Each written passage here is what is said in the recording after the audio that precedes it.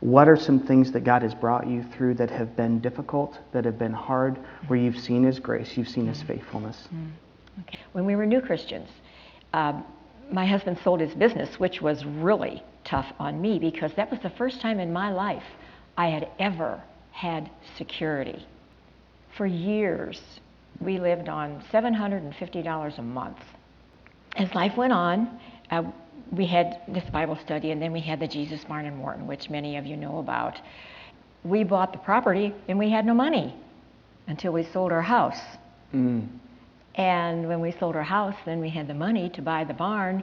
It had to be hard on our kids to see that transition. How old were they? In our lives, 9 and 12. Okay.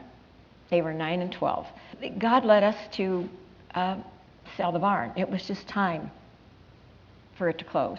My husband came home one night and said, "Honey, I think it's time." I wasn't called to entertain. I was called to disciple. And many, many, many were discipled and back. And we have people in this church who were discipled there. And we had gone through a lot of things. Our daughter had gone through divorce. Bill's father had lived with us, and he died in our home, and we took care of him for a long time. And then we moved to Tennessee and lived there for a while, and then that's when we went to Japan. And so we spent that short term in Japan, came back here. Bill taught English and also taught an English Bible study, and through that, Hiroshi Tokoi, who is one of our missionaries now, came to know the Lord. And we met up with Bob again. Bob C. Bob C. Okay. In Japan. You know, for us to connect with Bob again, and then... And Bob had been involved at the barn. Yeah. Yeah. Bob had been discipled at the barn, and then to connect up, and then for Bob to be here. You know what a blessing that is for me. Yeah. And then after we came back from Japan, which was in '88, we came to New Life.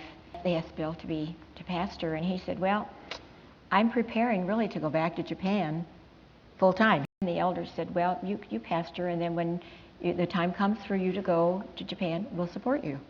The Lord had another plan. And in '91, Bill went home to be with the Lord. I mean, in an instant. My job was gone. My love was gone. Yeah.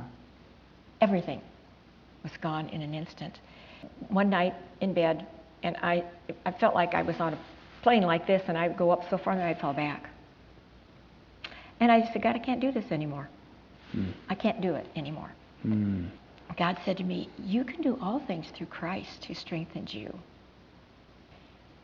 But God very clearly, and I didn't hear a voice, but God very clearly in my heart said, "Read what precedes that." So I got into Philippians and read what preceded that. And I may not quote this exactly, but this is it. I want to know Christ and the power of His resurrection and the fellowship of His sufferings. And then it goes on to say, not that I've already obtained this, but I press on to take hold of that for which Christ Jesus took hold of me. And that's been my life. Since then, is taking hold of that for which Christ Jesus took hold of me. And then it goes on, it says, I've learned to be content in whether I have much or whether I have little. I can do all things through Christ who gives me His strength. And it's only His strength because, like I said, I know me better than anybody. Joan Hartseil couldn't do it. Yeah. But God can. Yeah.